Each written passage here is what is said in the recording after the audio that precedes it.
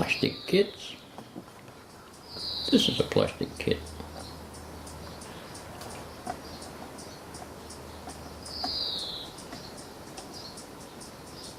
These two here are metal casting Woodland Scenics kits. That's a metal casting kit.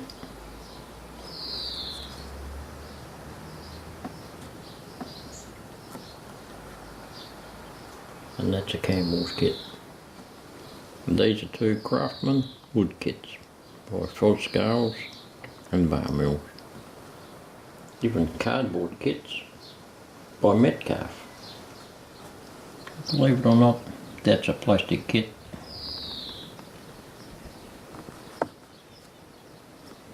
And so's that one.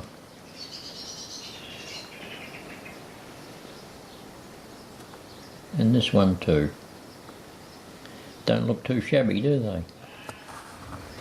There's a plastic kit with lots of details. So the point I'm trying to make is, although those Craftsman kits are really good and I love them, they're all those ones like the likes of Foscales and Bar Mills, and you know, the list goes on and on and on. They're top-notch kits, and you take the time on those, they come out fantastic. But back in the day, there wasn't many of those available in shops, so we all bought plastic kits. And these plastic kits, they looked plastic, even though they were good models, and they looked okay apart from that. They looked plastic. So, with a little bit of time, patience and effort, you can turn a plastic kit into one that looks just like a Craftsman kit, or very close to it.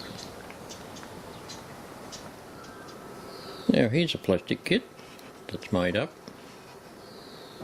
not painted, just glued together, and even though it's a nice little European style building, it still looks plastic.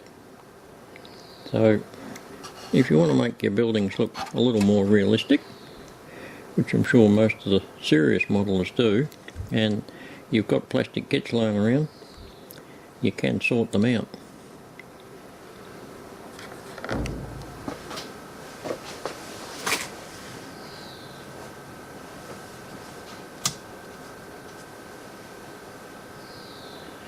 Now here's some kits that I've been fiddling with, touching up. Do you know which ones are plastic and which ones aren't? Well, I'll tell you. This one here isn't plastic. It's a little wood Craftsman kit. I'm just putting final touches of details and that to that. But that didn't come up too shabby. And I've been fiddling with these other little cheap looking plastic kits, and slowly transforming them. This little kiosk is probably the one that's most advanced. That's a plastic kit, but with a bit of painting and add some people and a few more details, like signs on the wall that are half ripped off, and just little things like that, and the addition of a bit of weathering paint jobs, you can come up with something like that.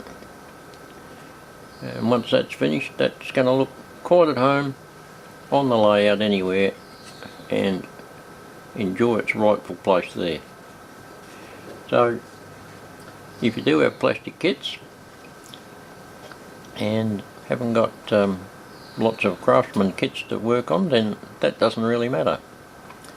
Although having said all that, most of your plastic kits nowadays, they're virtually in the same price bracket as a lot of the Craftsman kits. The high-end ones, of course, have been an exception. Model masterpieces and things like that They're all quite expensive, but they're super duper duper duper detailed. But as for just normal run-of-the-mill plastic kits, then if you've got some lying around and you're in the transition period like I am of transforming yourself into a craftsman type person and rather than a plastic kit builder, then yeah, get hold of your plastic kits and have a bit of a fiddle with them.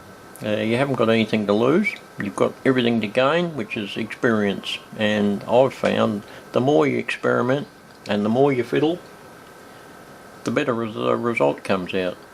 And the key is patience. The longer you take to do a model, the better it turns out in the end. So I'll leave you with those thoughts on kit.